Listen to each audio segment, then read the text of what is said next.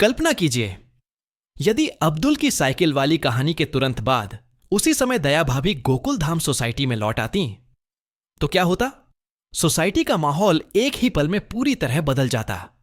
जब अब्दुल अपनी खोई हुई साइकिल को लेकर परेशान घूम रहा होता और पूरी सोसाइटी उसकी मदद में लगी होती, तभी सोसाइटी के गेट पर एक ऑटो रुकता। धीरे धीरे दरवाजा खुलता और उसी परिचित प्यारी आवाज की गूंज फैलती, तपू के पापा। पूरी सोसाइटी एकदम से ठहर जाती। सबके चेहरे पर हैरानी और खुशी साथ साथ झलकने लगती।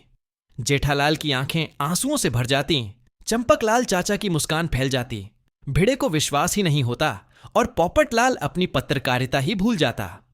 अब्दुल भी अपनी साइकिल की चिंता छोड़कर खुशी से दौड़ता हुआ आता और कहता, दया भाभी, आप वापस आ गईं?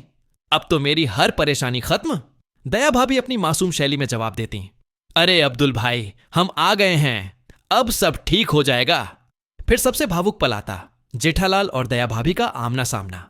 जेठालाल थरथराती आवाज में पूछता, दया, तुम कहां चली गई थीं? और दया भाभी प्यार से कहती, अरे तपू के पापा, हम तो मां जी के पास गए थे, लेकिन अब हम हमेशा के लिए वापस आ गए हैं। इसके बाद गोकुल धाम सोसाइटी पूरी तरह उत्सव में डूब जाती। तारक मेहता तुरंत खास मीटिंग बुलाते, भिड़े महासभा की आपात बैठक घोषित कर देते और सोढ़ीव गोली खुशी में नाचना शुरू कर देते। बब्बिता जी और माधवी दया भाभी का गर्मजोशी से स्वागत करती।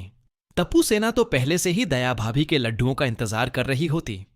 दया भाभी की वापसी से सोसाइटी में वही पुरानी ऊर्जा वापस लौट आती।